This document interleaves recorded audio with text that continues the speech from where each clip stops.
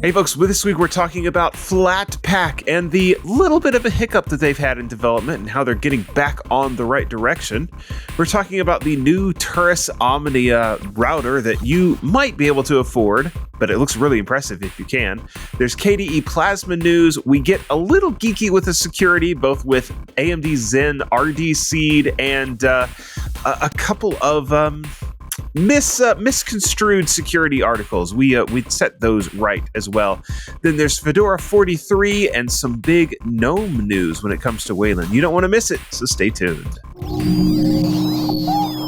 Podcasts you love from people you trust. This is TWiT. This is the Untitled Linux Show, episode 228, recorded Saturday, November the 8th. Smooth before, smooth after. Hey folks, it is Saturday. You know what that means. It is time to talk about Linux. It's the Untitled Linux Show. We're going to get geeky with some hardware and software. We're going to talk about gaming, probably all kinds of other stuff. It's going to be a lot of fun. I'm your host, Jonathan Bennett, and today I've got with me Mr. Jeff Massie and Mr. Ken McDonald. Welcome to both of you guys. Oh, that was unexpected. All right. Welcome to both of you guys. Why are we moving around? And Mr. Wow. I got a promotion.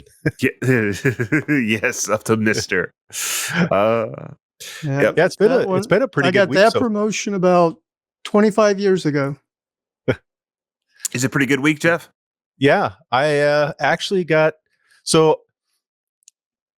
people know I've said it 100 times, but I'm running CachyOS now. Mm-hmm. And normally, for those newer listeners, I do folding at home in the wintertime when it's cooler, and it's folding proteins for science, and it's through the University of Berkeley, and looking for cures for cancer, Alzheimer's, Parkinson, a whole bunch of different things. Mm-hmm. And there's not an official build for Cachy, but it was in the AUR, and I was able to actually get it going and fire it up, and so I'm now happily folding proteins as we speak. To keep yourself warm at night. Who needs a crackling fire?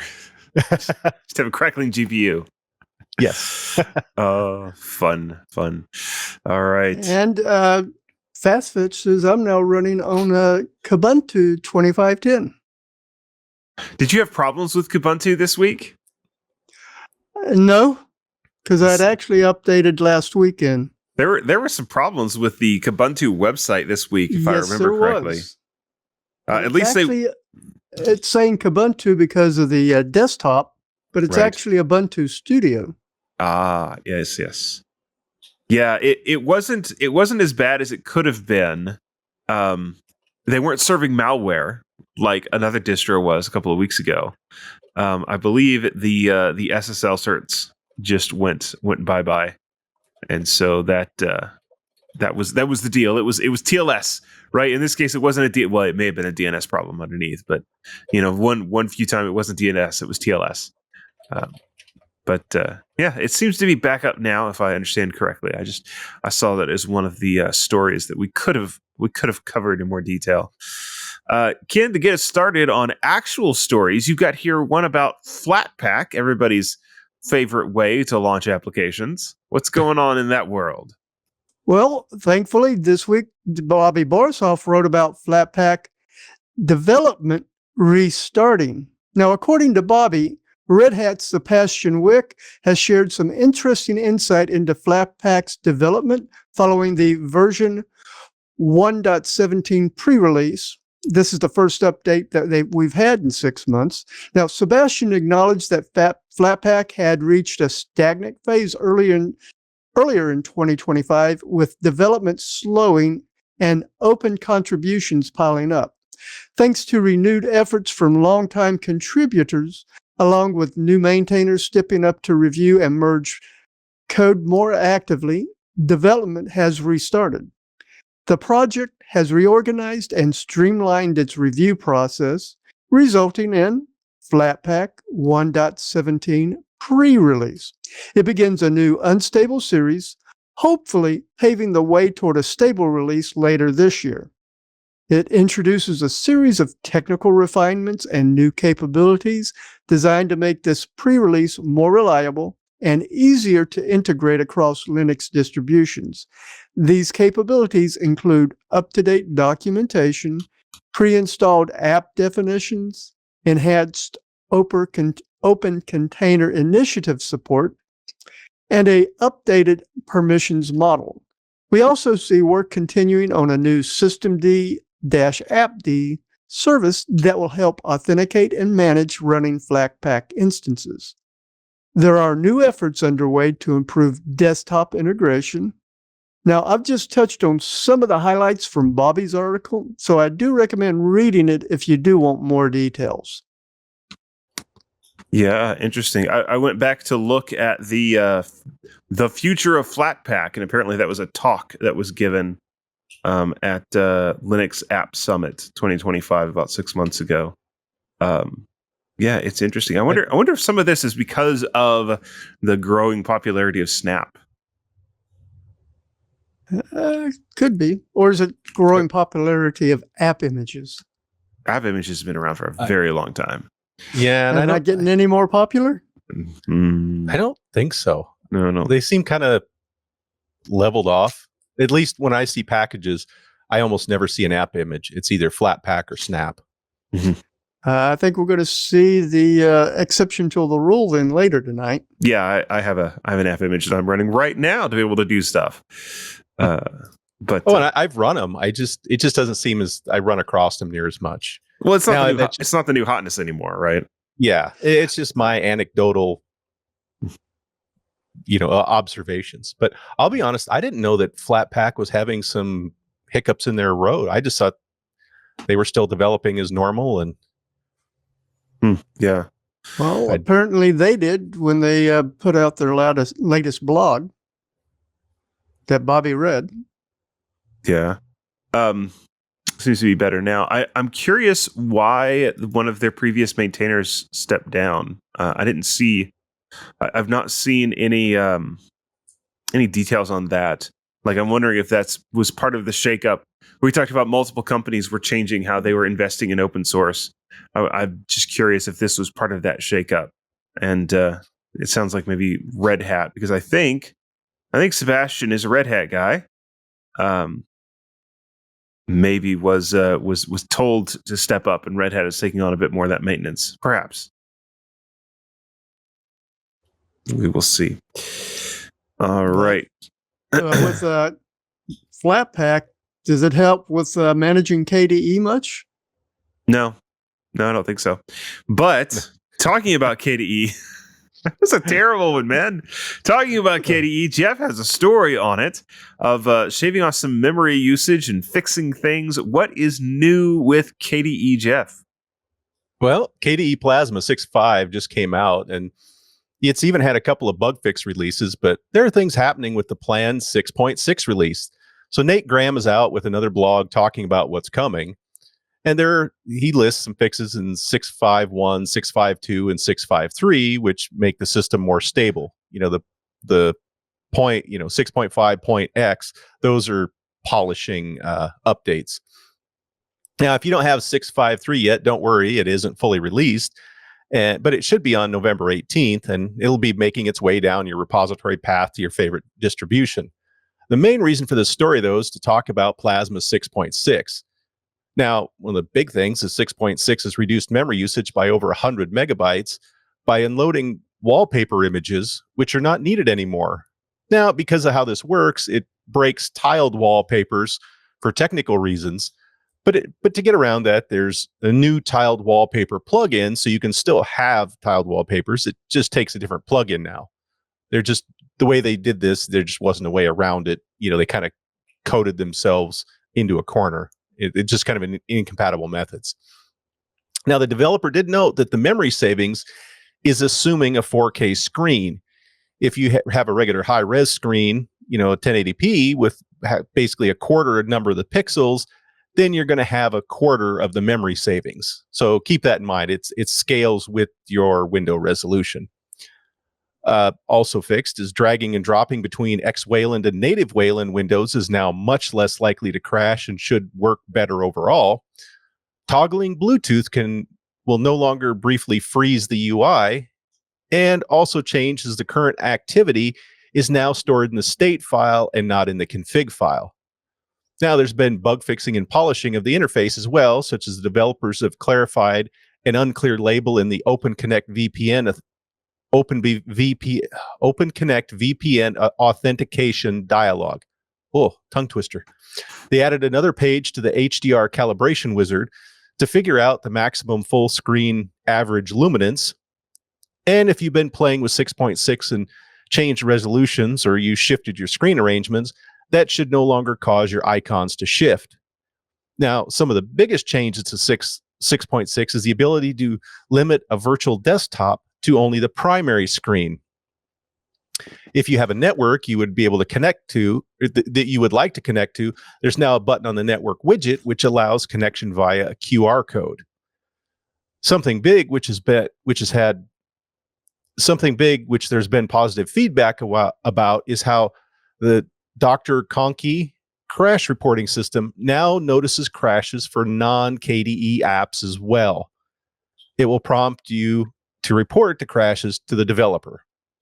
Now, there was some comments about this, and some people were actually very happy about this in the comments. So, good on them for expanding the feature set of that. There's a lot of good things that are coming, but it's going to be a bit before we see all the updates. So I said 6.5.3 is November 18th. 6.5.4 will be released on December 9th. 6.5.5 will show up January 13th. And 6.6 will come out officially on February 17th. Now, keep in mind, that's all tentative dates. Stuff could slide, but that's what's planned for now.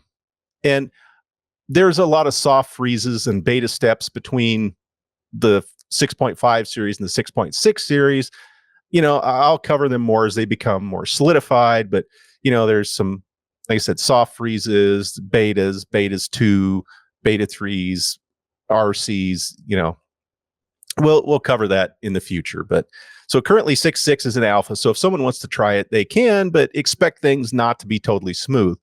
If you take a look at the article linked in the show notes, you can see full details on the bug fixes, the updates, and, the things that I didn't fully cover. So have a look and happy windowing. Yeah, I just updated to KDE 6.5 on the main desktop behind me, and the KDE side of it seemed to go pretty smoothly. I have some concerns about the BIOS on my motherboard now, but that's sort of a different story. I had to start it up about 3 or 4 times before it finally came up and actually did its thing. But we got there eventually. That's all that counts, right? Yeah. Yeah, you made it. Yeah. I just got yesterday 6.5.2 on my system. Yeah, so I'm still playing with it to make sure it does all the things still the way that it's supposed to. Yeah, it for me 6.5. You could see things seemed a little smoother. 6.5.1, 6.5.2, they just work. I don't think I was running into any of the bug fixes that they took care of. So smooth before, smooth after. There you go, Ken. Now, with the virtual desktop being limited only to the primary screen. They're not talking the primary monitor, or are they? If you've got dual monitor set up, what's considered the primary screen? You set one in KDE. Yeah.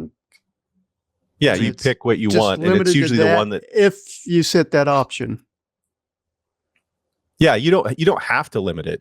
It's just an option. You set it where you can have it anywhere, or you can say, I only want it on the primary. And primary's usually the one that you have your little start button, the KDE button. Although you can put it on both if you want to. You can. Or have it spread across both. Yeah. Yes. But in general, out of the box, the primary is where you find that. So that's, but when you, in your monitor setup, if you got multiple screens, you pick which one you want to have as your primary. And you can pick any screen you want, and you can fold, bend, mutilate, staple, however you see fit. Mm-hmm. Yeah, absolutely. Because maybe you have a monitor to the side, you go, that's going to be my primary, and I always want my virtual desktop there. And on the monitor you normally look at, it's a secondary, but you're locking your virtual to a separate window. Yeah. All right. Let's talk about a couple of weird security stories. That both of these have a twist. That's why I put them together. That I covered this week. And the first is Apache Open Office. They got hit with ransomware, and the Akira group are out threatening to release their employee documentation and all of this. And so Apache Open Office, the history there, of course. Open Office was part of Sun. Sun was bought by Oracle. Oracle didn't really want to have an open source project doing Open Office, so they spun it out and said Apache gets it. So it's now a part of the Apache Software Foundation. The Akira ransomware gang have come out and said, we've got all this stuff. We're going to release it if you don't pay up the ransom. And representatives from the Open Office Foundation and the Apache Software Foundation, so the Open Office Project, and the Apache Software Foundation both came out and said, we don't know what you're talking about. We've not gotten any ransom notice. We've looked. We're pretty sure nobody broke into our systems. You got the wrong guys. It was just a weird story all around. There is in the response from the project, there is a really weird statement there. And I want to get it exact so that we can talk about this. They said, since Apache Open Office is an open source software project, none of our contributors are paid employees for the project or the foundation. So we don't even possess the data described in the claim. And I looked at that and I went, wait a second. Are they saying that there's nobody working on Open Office that's getting paid for it? Like there are no professional maintainers for Open Office? Like that's kind of what that sounds like to me. There's a little bit of wiggle room that there could be someone contracting that's not an employee. The other possibility is there might be someone at another company that is being paid to maintain Open Office.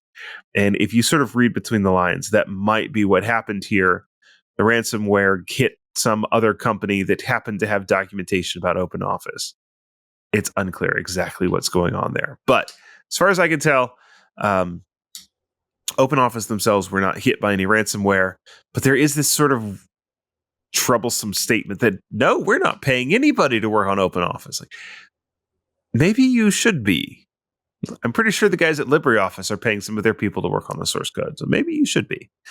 And then the other story go ahead. Just a quick interjection is we're going to release what we have, so you're going to release my open source software again? So there would be the software that is already open source. The other things that they claim to have were like tax documents for employees, internal messaging, and unreleased vulnerabilities. Makes you wonder, did they get Open Office confused with OnlyOffice? Maybe, or LibreOffice, or I am thinking more what Jonathan said is they got into some company, they saw the Office Suite documentation, and assumed that's what they had, and probably non-native language speakers, and something got lost in the translation. Would probably be worse is if they accidentally got into Oracle's old archive of Open Office. That might be what it is. Yeah, it's hard to say. All right, so there's that weird security story. There is another one that I came across, and that is a bit of conflation between two different CVEs. So CVE, that's the Common Vulnerability. I forget what the E stands for. It's the numbering system essentially for vulnerabilities, and so common vulnerabilities and exposures. That's what the E stands for. That's why I can't remember it. It's a dumb name. So there are, if each of these vulnerabilities that get released, they will be assigned a number, and so those numbers are things like 2025 57321. I don't know if that one's a real one or not, but that's kind of the format that these have. And so each vulnerability that comes out in a year, it'll be given a number like that. And so you can use that number to cross-reference and find, like, does somebody else have more information about this? Look it up in your Linux distro and see, has it been fixed for this yet? That sort of thing. The problem that you occasionally will run into is those numbers are not the easiest to remember. And so it's sometimes like Google and other search engines will try too hard to turn things up for you. Okay, so what happened here, and I don't know how widespread this was, but I saw a conflation between CVE 2025 38593 and 2025 48593. And so 48593 is a CVE in Android that is really pretty nasty. It is a critical zero-click vulnerability that enables remote code execution in Android. It's really pretty bad. And of course, that one is getting fixed in all the various places. It was part of the November Android Security Bulletin. And what I saw is that it was conflated with CVE, the same number, but the one starting with a 3. So 2025 38593, which is a Bluetooth bug in the Linux kernel. And so I saw in at least one place someone said the Linux kernel has this terrible zero-click remote code execution in the BLE stack, because these two numbers got conflated together. And I went and did the legwork, and no, that is not what happened. The 38593 is a not particularly bad. It's a race condition, but it's a double free. As far as I can tell, there's no way that you could ever turn that into remote code execution. It's literally just, it will cause your machine to reboot if you hit it. It'll crash your kernel. And it happened to be one number away from this really bad one in Android. And so there is a little bit of conflation there. So I think the lesson is, particularly if you're covering this professionally or you have much of an interest, pay attention to those details and make sure that you don't have an off by one error in your numbering, because it's a bad deal to misunderstand what's going on and think you have a super critical Bluetooth vulnerability in the kernel when it's just off an Android code. Those are my two weird security stories for the week. They were odd. Did you notice with the CVE that begins with a 3, the Bluetooth one, that I was looking over the link that you've got in the your article to SUSE, where it says, note from SUSE security team on the kernel default package. SUSE will no longer fix all CVEs in the Linux kernel anymore, but declare some bug classes as won't fix. Yeah. Do you know why that is? Kernel's not being maintained? No. That's because the Linux kernel is doing, I consider it malicious compliance. Every bug gets a CVE in the Linux kernel. Every bug, because it's in the kernel, is basically theoretically exploitable. And so every bug fix gets a CVE. And this is the OpenSUSE guys saying, that's nuts. We're not doing it. We're not backporting every of your dumb bug fixes. Not all of them are security problems. We're not going to do it. And we'll wait for the next kernel to come out. Well, the problem is when they try to ship a long-term support kernel. That's really where all of this, where it butts heads. Particularly if they're shipping, if they want to do long-term support on a kernel that's not an LTS version. That's really where you run into problem. Like Red Hat. Red Hat does this. Red Hat historically has just picked a kernel version and, okay, that's the one that we're going to ship in, Red Hat Enterprise Linux X. And we're going to do all of the backporting work to keep it up to date, to fix the things in it, but it's not one of the kernel's LTS kernels. And so they get to go through and find the ones that are actually vulnerabilities and backport those fixes. And I think the guys at the kernel got tired of that happening. And so they said, fine, every bug's a vulnerability. Have fun. And it's been a little chaotic. Ruffled a few feathers. There's been others that have had the same. Just a few? There's been others that had the same thought of like, oh, this is just stupid. I mean, technically speaking, there is a valid argument to be made, but it is kind of silly. Yes. You're getting pretty pedantic. Pretty pedantic. Yes. All right. Like Apple has done in the past. Well, here in just a second, we're going to talk about the Open Document Foundation and a new standard. We'll be right back after this for that. Hi, I'm Leo Laporte, host of This Week in Tech and many other shows on the TWiT podcast network. Can you believe it? 2026 is around the corner. So this, my friends, is the best time to grow your brand with TWiT.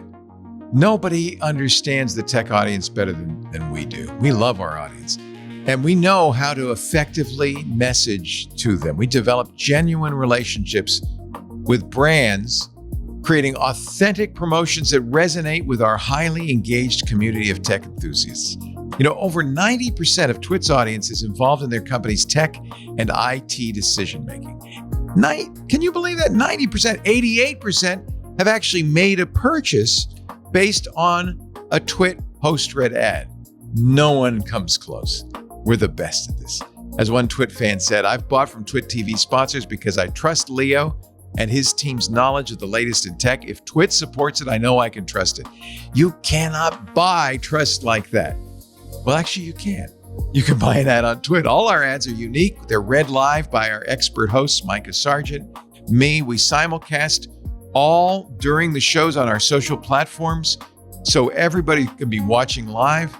You know, one of our customers, Haroon Mir, the founder of Thinks Canary, he's been with us since 2016. Since 2016, he said, we expected TWiT to work well for us because we were longtime listeners who, over the years, bought many of the products and services we learned about on various TWiT shows, and we were not disappointed. The combination of the very personal ad reads and the careful selection of products that TWiT largely believes in gives the ads an authentic, trusted voice that works really well for our products. 10 out of 10 we'll use again. Thank you, Haroon. We love you, and it's been 9 years. That's the proof, right?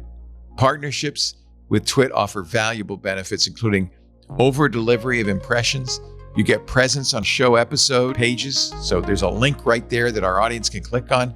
We're in the RSS feed descriptions, a link there too, and social media promotion. Our full-service team will craft compelling creative to elevate your brand and support you throughout your entire campaign. I work on the copy myself to make it authentic, to make it real. If you want to reach a passionate tech audience through a network that consistently over-delivers, please contact us directly. partner@twit.tv. That's the email address, partner@twit.tv. Let's talk about how we can help grow your brand, or just go to twit.tv/advertise for more information. I look forward to working with you. Thanks for listening. Now, Jonathan, this week, Marco, and I do apologize if I mispronounced this, Foriato wrote about the upcoming release of the Open Document format for Office applications, version 1.4. According to Marco, ODF 1.4 has already met all the approvals it needs. So right now, all we're waiting for is for the Organization for the Advancement of Structured Information Standards, is that OASIS, to proclaim it ready. The latest versions of LibreOffice have already implemented the first drafts of the ODF 1.4 features. Now, ODF is an open, XML-based file format designed for saving and exchanging Office documents such as word processing files, spreadsheets, presentations, charts, and graphics. ODF is currently used as the default format for LibreOffice, OpenOffice, Collabora Office, and Calligra productivity suites. Now, current releases of Microsoft Office 365, Google Docs, OnlyOffice, Numeric, and Zoho Office Suite also support ODF 1.4. Now, Marco's article also delves into the real reason why Microsoft could establish and maintain an almost total monopoly on desktop computer for decades. Now, with the arrival of ODF 1.4, we now have a viable alternative to proprietary document formats. According to Italio Vignoli, co-founder of the Document Foundation, ODF 1.4 safeguards digital sovereignty by removing a single company's control over documents and returning it to the community. ODF 1.4 includes improved open standards in areas such as accessibility and better support for assistive technologies, added document formatting for pros, and advanced functionality across text documents, spreadsheets, and presentations. I recommend reading Marco's full article to get all the details, since I've only touched on some of the ODF 1.4's many improvements and why it matters, especially when it comes to comparing it to proprietary formatting options. Yeah, I wish there was there's a quick cheat sheet on like what 1.4 introduced. I don't see it in that particular article. I imagine somebody will put that together in the future. It's always interesting to see this sort of the back and forth between Microsoft and like the LibreOffice Foundation, because they both have ideas about what these file formats should look like, and Microsoft has the audacity to call theirs also open standards. Yes. Microsoft has the audacity to call it an open standard. It's not. It's really not. It's not open. It may be their internal standard. Yeah, it's open to the people working on Azure, the OS, the internal apps, every paid employee of Microsoft. Why didn't they just stick with the standard that they had with Notepad? Just text files? Yeah. Text files are kind of nice. Because as long as you're locked into that file format, you can't get out. Think how many people would switch out of Office because a lot of people use Office and just need kind of the basic functionality. They're not using the super advanced features. There's a lot of people that would just go, you know what? I don't need to pay for Office anymore, or even the web subscription or the standalone programs, because I have full compatibility, and anybody that is using it can fully read my format that I'm putting out for my spreadsheet, my PowerPoint, my whatever. And Microsoft doesn't want that. They want to keep everything locked in. So docx, like .docx on a Microsoft file, is the Office Open XML international standard for Office documents. It's not Open Office, but it's Office Open XML. It's so crazy. And it changes whenever they feel somebody's getting close to cracking it open. Yeah, just about. When you do install Office or set up for 365, go in and change the default format you use so it matches the ODF. That's an interesting idea. I usually do it the other way around. When I do a LibreOffice install for somebody, I'll go tell it to use docx by default so that they can just send their documents and things will open up. Until Microsoft makes an incremental modification. Well, the nice thing is that Microsoft is always pretty. They're always pretty open to making their own software work against their old versions of their software. It's like an old docx will pretty much always open in new versions of Word. So you're kind of safe with what LibreOffice is going to spit out as a docx because it just follows along. I can name one format you can't open anymore with Word. Well, I know there's several of them that Microsoft put out. The old Works, the old Microsoft Works, the WPS, Microsoft I think. Works. Yeah. Yep. I think LibreOffice and OpenOffice will open those. I think I've made people's day by getting their documents back by installing LibreOffice for them. Yeah, that's always fun. Because I came across an old Microsoft Works file that I'd forgot I had, and I'm going, How do I get into this? Yeah. All right, Jeff, let's talk about RD Seed, AMD's RD Seed woes. What's the story here? Well, this segment's going to come in two parts, and both are related to CachyOS. So the first is CachyOS is having issues with RD Seed. What is it? RD Seed is principally used for seeding software pseudo-random number generators with additional entropy where it's not needing really high quality randomness like RD Rand. AMD has acknowledged the issue, and a summary of what AMD said about the bug is AMD was notified of a bug in Zen 5 processors that may cause RD Seed instruction to return 0 at a rate inconsistent with randomness while incorrectly signaling success, indicating a potential misclassification of a failure as a success. This issue was initially reported publicly via the Linux kernel mailing list and was not submitted through AMD's Coordinated Vulnerability Disclosure, their CVD process. AMD has determined that the 16-bit and 32-bit forms of the RD Seed instruction on Zen 5 processors are affected. The 64-bit form of RD Seed is not affected. So why is this a problem for CachyOS specifically? And we'll go in more. There's some others that this will catch, but most distributions don't have this problem. If you have a Zen 5 processor, then CachyOS will build the operating system assuming Zen 5 capabilities, and part of that is that RD Seed usage is permitted. Now, most distributions do not compile for a family of CPUs, and they just use the version 2 or version 3 of compile options, which covers a lot of CPUs and assumes only a few features are supported. CachyOS does this because they build an optimized distribution to get the most speed out of the hardware that they can.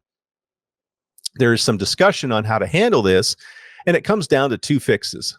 One is microcode from AMD, which sounds like it is on the way, but we don't know when we'll see it. The other fix is only use the 64-bit version of RD Seed, and then you take what you need out of the 64-bit number. Now, it's not been fully decided yet on the path forward. Most people are leaning to the AMD microcode because of the sheer volume of code that would have to be tweaked for the RD Seed on the software side. But we'll see how it comes down. Now, here's where I say this isn't just a CachyOS issue, as anyone compiling their system with the Zen 5 architecture or even Zen 4 and enabling RD Seed will have this problem. So Gen 2 or Linux from scratch could have this problem if you're using optimized compile options. So take a look at the first link in the show notes for all the details and other links in the article to trace the issue back to the first time it was found and much greater details on the progress and the specifics of the issue. So if you want to go in deep, there's plenty of links inside links that you can data mine that. Now, the second story is also about CachyOS and how the compile time optimizations do affect the operating system. This means Michael Larrable over at Phoronix did some benchmarking between CachyOS, Ubuntu 25.10, and Fedora 43. They were tested on a Zen 5 Ryzen AI Max Plus 395 CPU, and it used integrated Radeon 8060S graphics. All three of the operating systems were installed just how they come, no optimizations. They just ran how they were come out of the box. Benchmarks included games, database functions, compression, encoder tests, rendering tests, many others, covering a wide range of use cases. And there were more than 60 benchmarks ran with the three distributions. And honestly, as expected, CachyOS came out on top. It was 7% faster than Fedora and 10% faster than Ubuntu. Now, looking at the results and the comments of the testing, it was thought where Ubuntu came out on top, because it did a few times, it was probably due to the ext4 file system, which is pretty fast, faster than BTRFS, because it doesn't have a lot of the other extra overhead and checks that BTRFS has. In the case of Fedora or CachyOS coming out on top, it was thought it had to do with the compile optimizations, which are used where CachyOS is the most aggressive, and they try and take other steps to tune the operating system for the most performance. Now that Clear Linux from Intel is gone, which was the distribution which would always win these benchmarks, it looks like CachyOS is the new performance crown champion. There's been a request to Michael in the comments to expand the benchmarking and, do things like include plain Debian. People were thinking that maybe Debian would run a little faster because it's less canonicalized than Ubuntu is. SUSE Tumbleweed, people want to see if that rolling distribution is how it fares. If Michael does a larger shootout, I will be on it, and I will let you know all about it. Until then, take a look at the second article linked in the show notes for the full details on each of the benchmarks ran to see if there's a compelling enough reason to change which operating system you're using. Yeah. Interesting. So the RD seed issue, that's really interesting.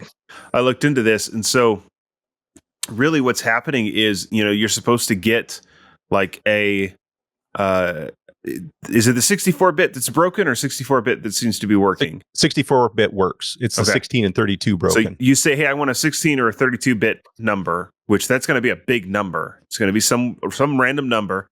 And then you also get a data bit back that says it worked. And about 10% of the time in this one guy's tests, it would come back and say, your random number is 0. Like, here it is. It's random 0. Mm-hmm. And oh yeah, it worked. We're good to go. Seal of approval. Something's going wrong there. It reminds me of the XKCD comic where it says random number 3, guaranteed random by NIST standards or whatever. Yeah. Though I would be interested in seeing how Tumbleweed fares in the benchmarks. That would be interesting, yeah. Because the Tumbleweed is such a different distro than any of the Debian-based ones. And even historically, if I'm remembering correctly, it was kind of always mid-pack, but that's been a while. I'm sure it has its few things where it really shines. Most distros do. Yeah, there's always even the slowest distribution, and when they have a huge number roundup of distributions, there's always something that one of them just dominates at. Yep. Though from looking at these benchmarks, I bet Jonathan's happy to see Fedora pulling ahead. Yeah, I've got some news about that. Actually, we are going to get back to that Fedora thing right after this. Hey, everybody.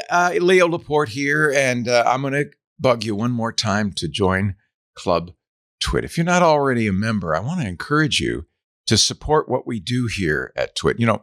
25% of our operating costs comes from membership in the club. That's a huge portion, and it's growing all the time. That means we can do more. We can have more fun. You get a lot of benefits, ad-free versions of all the shows. You get access to the Club TWiT Discord and special programming like the keynotes from Apple and Google and Microsoft and others that we don't stream otherwise in public. Please join the club. If you haven't done it yet, we'd love to have you. Find out more at twit.tv/clubtwit. And thank you so much. So we've talked about this a little bit in the weeks gone by, but there is a new kid on the block. Fedora 43 is finally here. It is out. It became generally available this week. And, there's a bunch of new things in there. And we've talked about some of these. And you can go to the release notes and look at all of them. Some of it is as expected. They bumped to the higher Python version. They've bumped to a new Open Java version, right? All of that kind of stuff. There's a few interesting under the hood things like RPM 6.0 is in there. Some other, plumbing sort of things. And I took a look and I kind of asked myself, like, well, how's the rollout going for people? And found a Reddit thread where multiple people were complaining that it's broken, it doesn't work. And it seemed to be mostly on system upgrades. And it was funny. One of the things that people were saying to do, it seemed to be when you're running KDE, and the solution was go and install the KDE X11 package, That's the one that's not officially done by the KDE team in Fedora, but it's another Fedora maintainer. And I'm curious. I have questions about what's going on there. But apparently for some people, that was the workaround that they needed. I am partway through updating the big system behind me to go to Fedora 43. It's on 42 currently.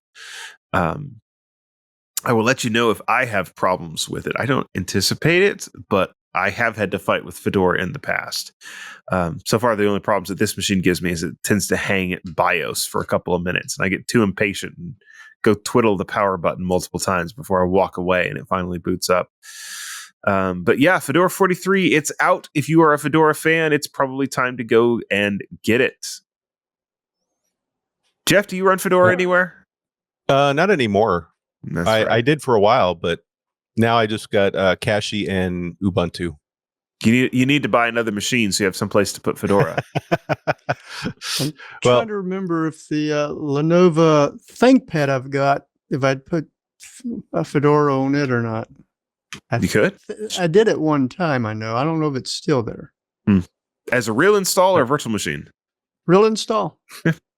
That was one of the Fedora spins for doing music stuff. Audio production. Yeah. I'm just thinking of the conversation in my head. Honey, I've got to have another machine. It's for the show. It's very important. It's for research. Yep, absolutely. I need another machine. It's just got to happen. I'll sign off on that. She's going to say, fine, they can pay for it. I'm not signing up on that one. It's only for the show. Go ahead. Yeah. It's important. Everybody hold your breath for that to happen. That's terrible. All right. So there is another piece of hardware that you could probably run Fedora on, although it is definitely not made for it. It actually lets you run it. I'm going to tell you something about that. But first, I'm going to ask you a question. Sure. Jonathan, would you like a router where you could upgrade its radio when new standards emerge? I mean, I have the OpenWRT1 partially disassembled that has a, what do they call this thing? Is it a MediaTek port? I forget. Microbus. It's got a microbus port on it. And I've actually got a little LoRa radio in there running Meshtastic on the OpenWRT1. So I sort of already have that. Well, according to Giorgio Mendoza, you may be interested in the Turris Omnia NG router if that does tweak your interest. I'm definitely interested. Yes. I was at the conference where they first announced the Turris Omnia, by the way. The one of the OpenWRT conference, like the first or second OpenWRT conference. It was in Dublin like 10 or 15 years ago. Sorry, go ahead, Ken. But basically, the Omnia NG router is described as a new open source device focused on security, performance, and modularity. The Omnia NG router features a quad-core processor, Wi-Fi 7 connectivity, and M.2 based expandability. It is powered by a quad-core ARM V8 processor operating at 2.2 gigahertz and integrates 8 gigabyte, that's 8 gigabyte of onboard eMMC storage, along with an NVMe slot for expansion. The router supports up to 10 gigabits per second networking through one SFP plus WAN port and provides additional 2.5 gigabytes per second LAN interfaces. It also adds Wi-Fi 7 connect capability and introduces a modular approach to wireless connectivity. This replaces the fixed radio module with an M.2 card that can be upgraded and includes unpopulated M.2 slots and USB 3.0 ports for additional expansion. The router features a color IPS display for system information and uses passive cooling to maintain silent operation during heavy network loads. The router incorporates the adaptive firewall system, Turris Sentinel, to identify and mitigate threats in real time. The Turris Omnia NG runs Turris OS, a Linux-based operating system derived from OpenWRT. Mhm. It supports LXC containerization, automatic updates, and a browser-based interface that allows users to install and manage their preferred Linux distributions directly on the device. So you could install your preferred Linux distribution on it. Yeah, very cool. I think your customers would be happy with this, Jonathan. The price has been the sticking point historically. I got real excited when the first one was announced, and then they told me the price, and it's like, if I'm going to make some money on top of that, that's going to be a really expensive router for most of the small businesses that I work with. But you got to point out that it's the initial investment, but you've got the ability to upgrade as time goes on with this one. I will tell you, from someone that's done business in that field, that is an argument that will only work on certain people. And others will say, I shouldn't have to pay for this at all. Dang it. Just give me the $20 router. Make my internet work. All right. I can do that. I can do that. Yeah. Or if you've got a venture capitalist that backing you, maybe offer to rent it to them. Yeah, there you go. It's a terrible idea. It's a terrible idea. It really is. Renting? Yes. Well, the whole idea of having venture capital backing you so that you get to do these dumb things. Yeah. Well, that too. Yeah. Because then you got somebody else you got to make happy. Yes. So Jeff has a story about AI. Take a drink. It combines a lot of weird things, though. We've got AI, we've got Mozilla, and we have Japanese sumo. I very much want to know how these things go together, and we will find out right after this. Well,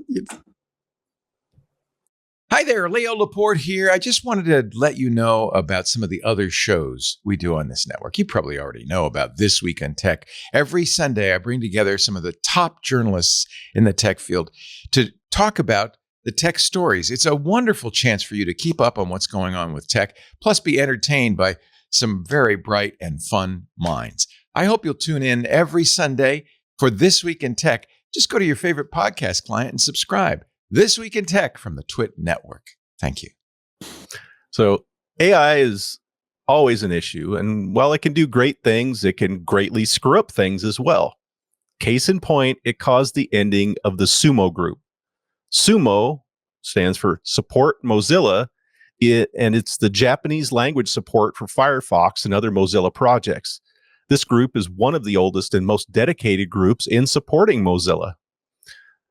The group would bring together supporters for Mozilla products, and they would translate, maintain, and update documentation, tutorials, and troubleshooting guides for Firefox and other Mozilla products. The leader of the organization sent a message to disband the group for the reason of SumoBot, which is an AI translation tool, and it was released on October 22nd, and it started to approve translations and edit existing translations. This was an issue because the Sumo group says, I'm quoting, it disregards Japanese translation guidelines, resulting in literal and sometimes inaccurate text. It overrode existing localizations, effectively erasing community-approved work, and it automatically approved machine-translated content for all archived articles within 72 hours, removing the review window for human contributors. It operated without consultation, control, or communication with the Japanese community.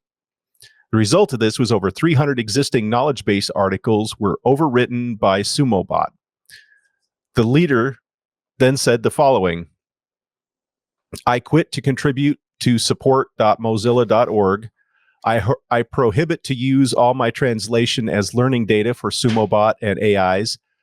I request to remove all my translation from learned data of Sumo AIs. However, individual Japanese contributors may want to work in their responsibility. It is their choice. We don't care nor support. Bye. So the comments in the Sumo discussion forum had some Mozilla folks talking about what happened, and maybe it was related to a bug, but others who translate in another language, and in this case, Italian, somebody spoke up, and they were talking about how they have to always go in and fix the translations. And they also mentioned it's a very small window in which the bot acts, so they are always in a rush to get things correct. There was also a discussion by a person involved with the AI saying they never expected it to be turned on for all locales.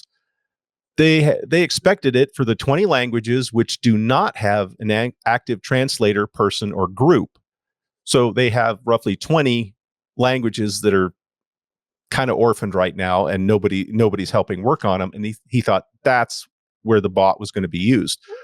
A good point also brought up is that AI can do translation, but especially in the case of the Sumo group, people were doing transcreation, which is where you have to adapt the message from one language to another while preserving its intent, style, and original tone. Mm-hmm. It's much deeper and harder to do that than actual literal translation. So to take that as I can give a specific example that I found out about. I work with teams overseas, and one of the sayings in the US we have is the grass is always greener on the other side, meaning no matter where you're at, it always seems better in somebody else's, their life is better, what they have is better, they're happier, however you want to take it. Well, I got told that in certain parts of Asia, it's far away drums sound better. So it's not a literal translation. That would be a transcreation. So when you say that, it means the same thing, but it's because you don't hear the small imperfections when the drums are far away. But it means, just looking over without any real sense of detail, things look a lot better when you're not inspecting it up close. So that's where the same meaning, the same intent has literal translation differences. And there's a lot of things like that they were talking about that it doesn't, literal translations fall down a lot of times. Mm-hmm. So take a look at the article in the show notes and then read the comments in the link on the Sumo discussion forum, because there's a lot of insight and people who are deeply involved with the translations and the AI itself adding their comments. So I really hope they can turn this decision around, but only time will tell. But they're going to have to make a lot of apologies, I think, because they really made the head of the Sumo organization pretty upset. Yeah, it sounds like that if they were going to turn this around, they missed the window to do so. There needed to be a very quick, oh my goodness, that is not what this was supposed to do. We're going to go revert all of this and turn the bot off. We're going to fix this and make it right. And they didn't. And yeah, and it never said who to come back from that. Yeah, it never said who actually, and they said, they need to come out and do that, restore all the documents to what they originally were, basically undo what the bot did. But because even, like I said, even the creator of the bot, or at least one of the people that was working on it, was surprised it was using this way. It's like, this is not what it was for. And there's comments, of course, of like the language subtleties that direct translation could be insulting in another language. Absolutely. It translates over. And it's where you have to have somebody with localized knowledge to say, no, you don't say it like this. We're going to insert this other phrase that means the same thing, same intent. Mm-hmm. Japanese is politer. Japanese is sort of famous for that, having that idea of polite language. There's 3 different ways that you can refer to yourself, 3 different first-person pronouns. And if you use one of them, you're either a very small child or you're trying to insult someone. It's, to us English speakers, it is the weirdest thing. But I can see that coming up a lot. Well, they give an example in the comments too of where they say, and this is in the mailing list of the Sumo site, that somebody posted in there something in Japanese, and I'm like, oh, what is this? So I translated it, and at least in this, and I'm kind of trusting AI on this, but they said it's how you say thank you, but it's generally used in a form that you're thanking somebody that works for you, not a superior, and so it could come off as rather demeaning, a little insulting if you think you're saying thank you, but it's like you're kind of giving a backhanded compliment, Yeah. This is unfortunate to see. This is going to be a real problem for the translator community. It's this is the kind of thing you're going to see in a lot of not just projects, but in a lot of different places. Like, is the AI good enough? And then do you get rid of the real people running the show once you believe the AI is good enough? And then, like, the next question is, what's going to go wrong as a result? The translation, the bot. It's going to get something it doesn't know. Yeah, of course. It has trouble under translating, especially if it's trying to translate one of those double or triple entendres that we like to do in English. Yeah. There's another interesting thing in here that I've recently discovered is has the potential to be a really big problem. One of the things that the head translator said is, I request the removal of my translations from Sumo's AI datasets. That's basically impossible. You know the way you do that? You start over. You redo the training without it. And I saw an article where someone was talking about the EU privacy laws and the right to be forgotten. It's like, how do you jive the right to be forgotten with AI data sets that came from the internet? Your name, whatever it is you feel you have the right to be forgotten, is inside that data set now. And the only way to get rid of it is to delete it and retrain it. And it's really immovable, or a unstoppable force about to meet an immovable wall, because there's no way that, you just can't. You can't do that and have AI the way that it's trained right now. And the law says that you have to. And maybe the way to think about it, because this stuff is tokenized, but an analogy would be, okay, I make a file, Jonathan makes a file, Ken makes a file, and we merge them and hash them. And then the original files are gone, and someone says, okay, Jonathan wants his information removed out of the hash.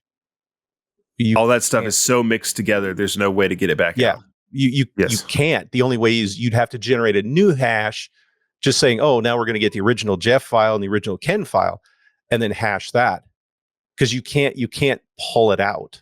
It's just not how it works. Yeah, I will say that I think the whole right to be forgotten laws, I think they're a terrible idea for multiple reasons. This is only one of them. I think you also have problems with, like, trying to preserve history. And the idea of the right to be forgotten gets in the way of that. There's, like, YouTube videos that people have taken down that were historically important. They're just gone forever. And sometimes things like copyright law, things like the right to be forgotten, are part of that problem. So, yeah, I'm not a huge fan of it. And here's some trans creationisms, just in the comment section. iLag says, asked to get the salt out of the salad, where Quippy says, no way to get the toothpaste back into the tube. Depending on your culture, that may or may not have a lot of meaning, or I don't understand that. Yeah. I get the meaning of the salt out of the salad, but that's not a turn of phrase that we would use. No, that's why it kind of caught my. It's like, oh, I know what it means, and it's the same as the no way to get the toothpaste back into the tube, but I've never heard anybody actually utter that. Yeah, interesting stuff. All right, I have seen where people have said, "Take it back and bring me one without salt." Yeah, that's the same thing as for you got to start over. Yes. Yep. All right. Well, we've got one more story to cover, and that is about Gnome and X11. And this was real short.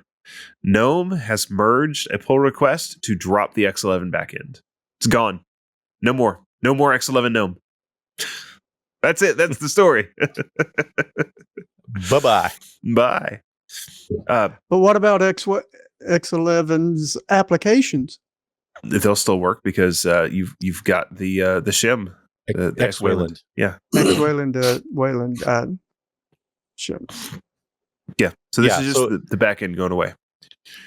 So you don't have that server anymore. Right. Yeah. The only place that server runs is as a Wayland application to be able to run your legacy X11 stuff. Yeah, the actual X11 itself is gone. It's just the program interfaces that use it is still there. And that's where X-Wayland comes in and says, okay, we're going to pretend to be an X server so we can talk to you. And I've got one X11 app that I wonder will still work. Yeah, an apps still work. It's you have to run GNOME with a Wayland system. Unless it's a very specific app doing one of the more creative things that X11 lets you do. So, for example, the XEyes app. I don't know if you guys remember that. It's the one where it's just the window with the two little eyeballs and they follow your cursor around. That doesn't work very well running under Wayland because the app can't spy on where the cursor is. So, broken by design. So my XEyes won't work anymore. Nope. Unless I'm running a Kubuntu with a X11. Which you don't have much time frame on that either. Most distributions are getting set to either have or they're getting set to drop X11. Indeed. Because wasn't that one of the ways of testing whether or not a window was working with X-Wayland or not? Yeah, there was a way to use that to test whether how a window was being written to your screen. I'm overlooking at the KDE blog and I'm trying to remember they had a statement about this when they were going to continue maintaining the X11 backend for KDE and when they were going to drop it. And I don't. It may be that they promised to maintain it all the way through Plasma 6. And he also says drop it with Plasma 7. Well, they didn't say that they were going to drop it. It was just the commitment was that they were going to keep the X11 back in for all of the 6 releases. I'm not seeing anything more concrete than that. So we'll have to wait and see what KDE is doing. Are they going to follow the Gnome? Are they going to follow the Gnome train? Are they going to do what Gnome did here? Use it as cover to get rid of it? Yeah, the clock is ticking on that. I think so. We've talked about this a couple of times, but you're about to see with Red Hat. One of the Red Hat Enterprise Linux versions is about to hit like the extended support and then drop off of support. And that is going to remove a lot of the budget for fixing problems in X11. And I think that is actually a big part of this that not very many people are talking about, but it's one of the reasons that so many distros are intentionally jumping ship. Does anybody know anywhere there's a list of Wayland applications or commands that will replace some of the old X11 applications or commands that were used, like xrandr? Yeah, I think there may be some. I'm sure you can find some places. So, like the old SSH application forwarding, that was one that famously people were complaining that didn't work under Wayland, and so someone made the Waypipe application, which does that. It lets you run those the same way. And then you've got some things like xrandr. That kind of stuff is no longer handled by Wayland per se. It's handled by your desktop environment.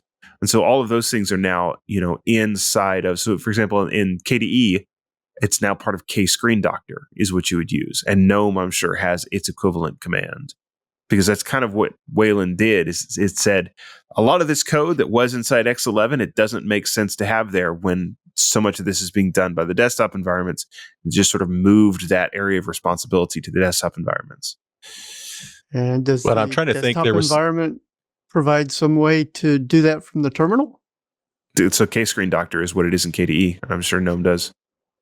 Well, and I remember when they were starting on some of this, even a few years ago, there was people were talking about, well, but X11 does, and I can't remember if it was remote servers or redirection of Windows, or I don't remember exactly what it was. But the developers like, actually, X11 hasn't been able to do that for a very long time because we had to kill that feature for whatever technical for security reasons usually. Yeah. And it's like, so what you say is, oh, I can't afford to lose this. You haven't had it in, many years. It's not, it's kind of a straw man. Yep, absolutely. All right. Yes, Jeff. Just a side note here. So I looked up. So, I said 6.6 is coming out in February. And if you normally it goes to about 5 or 6 before you get a full version before we see KDE 7 probably. Mm-hmm. Right now they've got 6.6.6 as July 7th. So that's probably, sometime late spring, early summer, we're going to see the start of 7.0. And that's probably where they're going to go, yeah, we're just getting rid of X11. They really missed an opportunity to put that 6.6.6 release on either October 31st or a 13th of the month that happened to be a Friday. Just would have been on the nose. They did. I wasn't gonna go there. I went there. Yeah. I'm not afraid. Yeah. But I may have some future command line tips. There you go. So probably in sometime at 26, that probably would be my New Year's prediction is, or one of them will be that KDE in 26 is going to drop X11. You think in 26? Could be. Yeah. We will see. All right, we've got some command line tips, and we are going to cover those right after a quick break. All right, Ken, what is your tip for us today? Well, I declare that my tip is going to help you with handling variables, functions, and their attributes. In fact, I'm going to show how you can declare variables and functions. Now, most of you know that you can type A equals hello, and then if you do echo $A, it prints out hello, right? Mm-hmm. Okay, let me go ahead and pull up my terminal here. Is that big enough for everybody that's watching the video to see? It looks pretty good. Okay. Now, as I said, we can always type,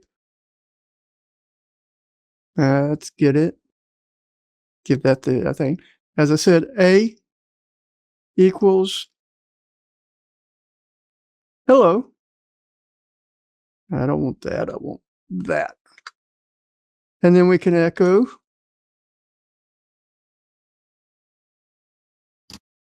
$A, and it gives you hello. Now, one thing you can do is you can also put a declare in front of that and choose some of the options that are available to it for setting certain attributes for some of those variables or functions. You'll look in here, you'll see you've got quite a few options. I'm just going to touch on some of those. I'm going to let y'all play around with the others. The first one I'm going to touch on is the dash lowercase a, which lets you make names into indexed arrays. So if I do a declare dash a equals hello,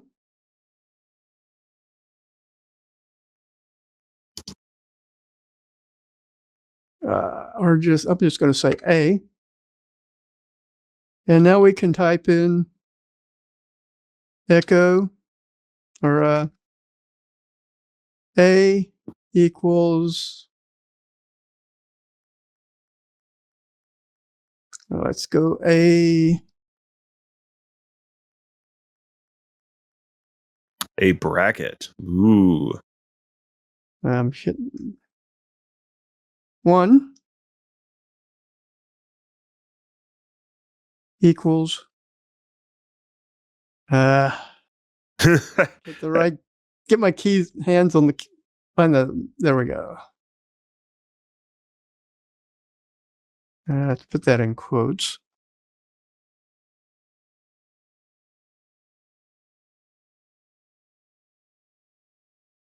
All right. It's the pressure. It's the pressure. It's getting to him.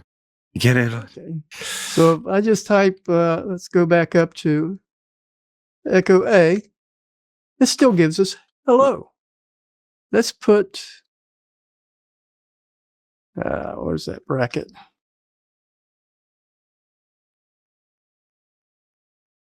And I'm going to put the @ sign, close bracket. Oh, I don't want to shift. What do you think is going to happen here? Huh.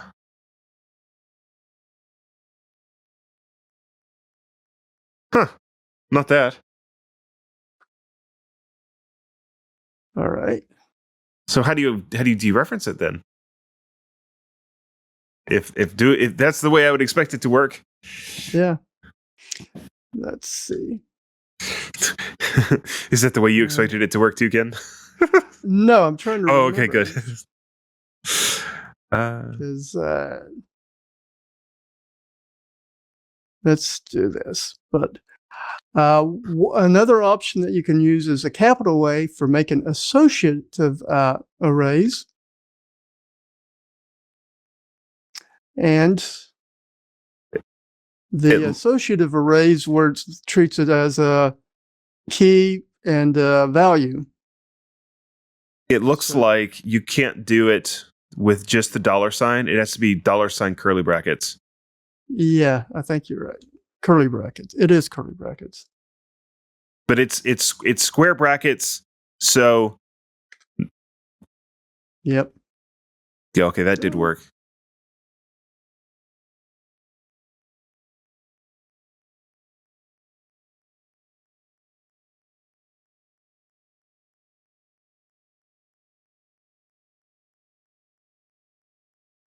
Yeah, interesting. This commit not found. Need a $sign in there at least. Okay. Trying to remember. Is it? I think it may be square brackets there. Yeah, I think it's square brackets there. So if you do that right after the $sign, between the $sign and the A, put in a curly bracket open. All right.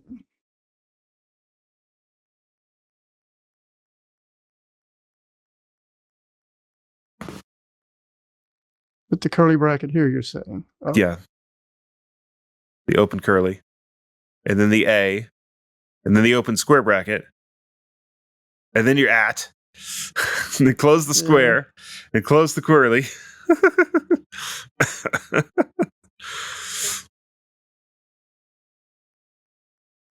Try that. There you go. But the declare, what I really like is declare -F, because this lets you go in and look at all your functions and what they expand out to. Oh. Now, if you just do a capital F, that's all the functions I've got that's created by the system. Now, I've got a file that I keep my functions that I've written,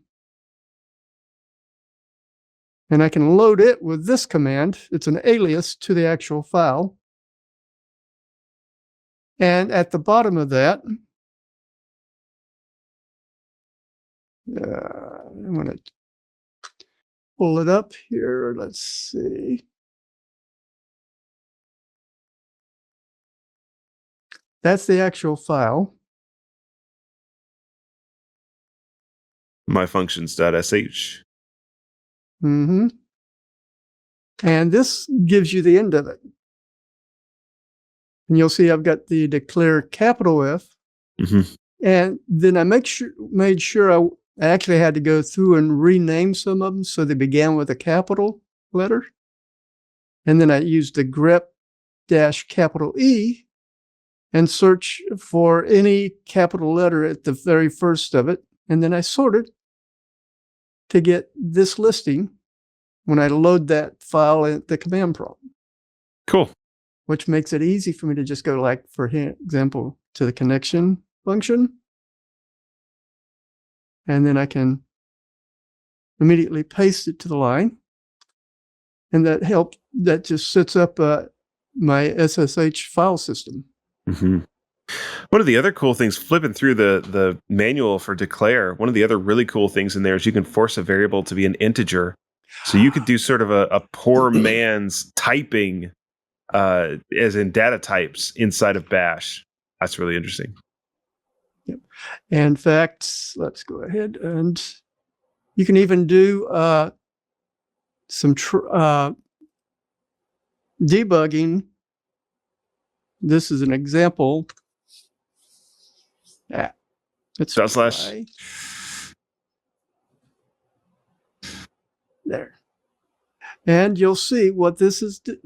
What it does is it runs it, and you've got the command, and then what the command does, the output from it.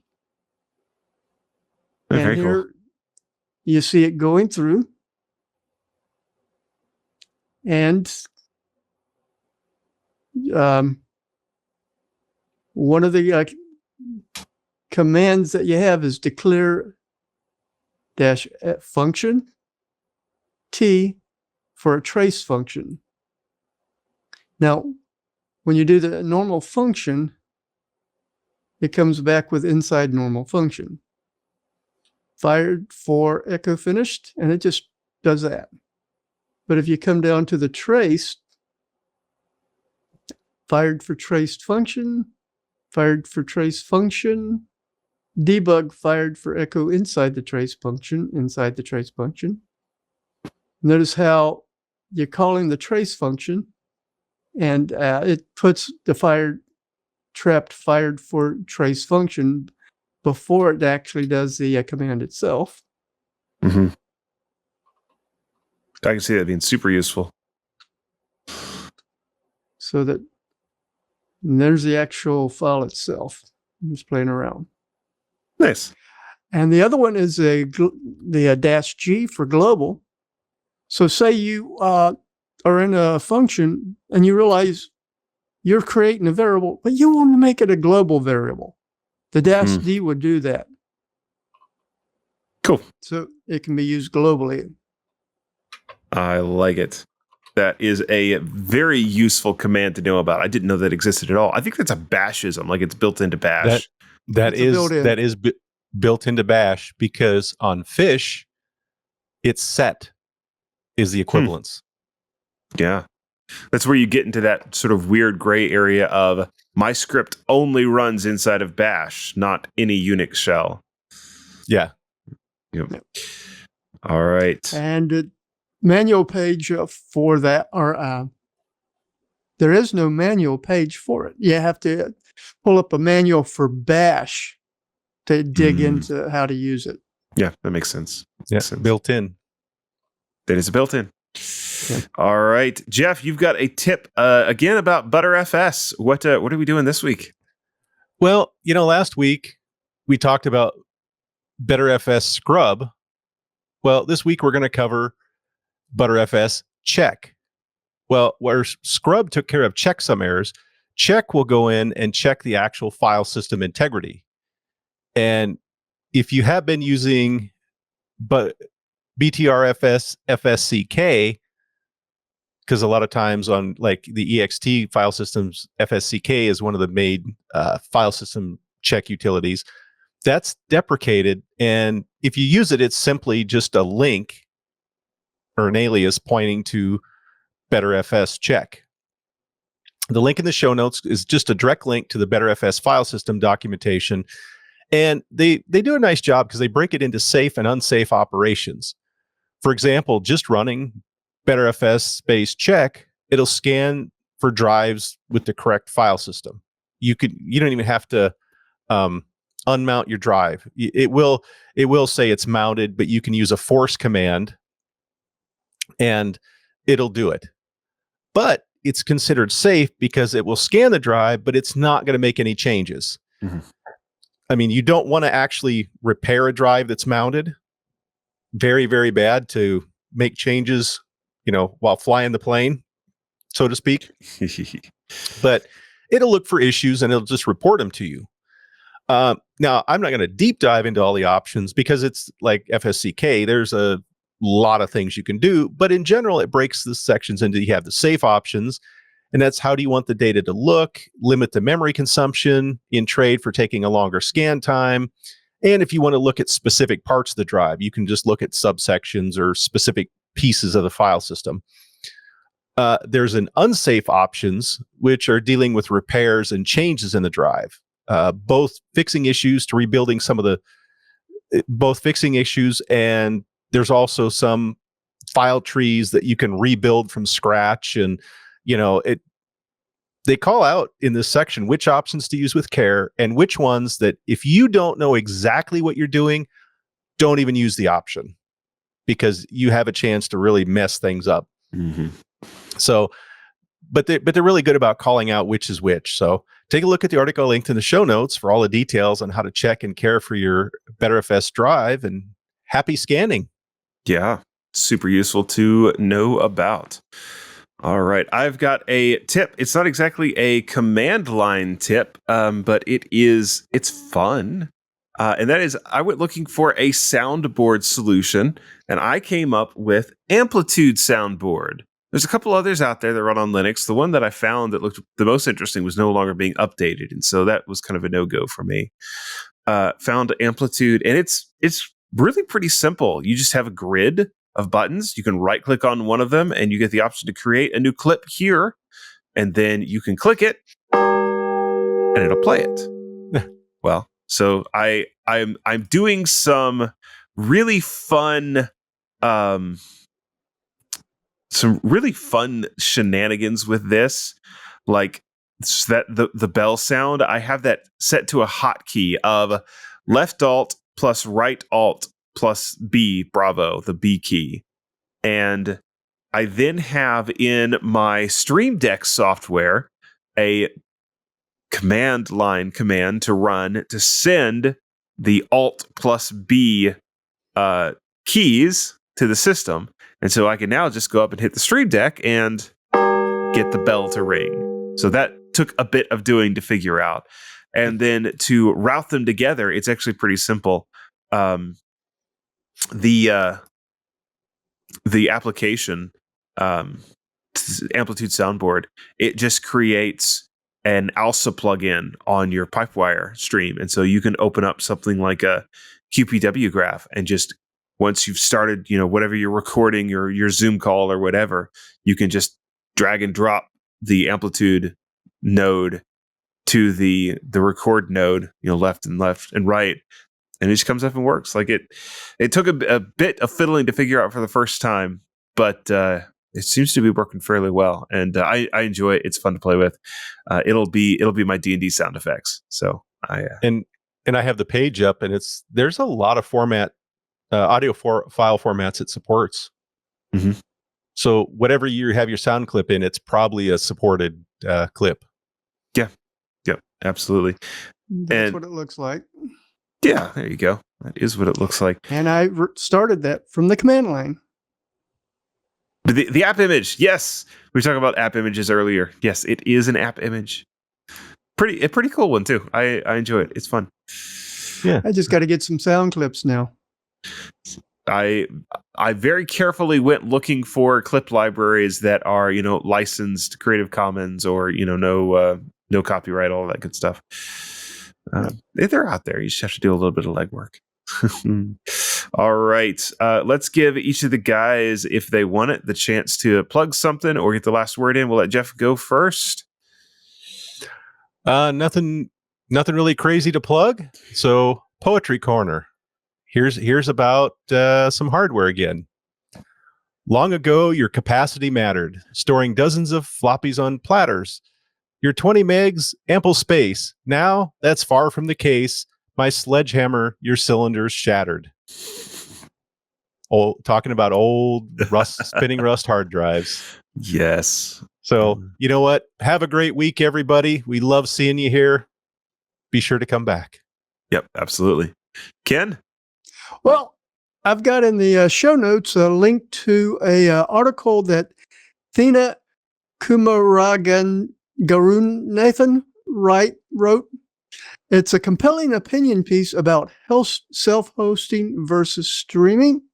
I know those of y'all who do self-host will probably agree with it. Yep. Very interesting stuff. All right.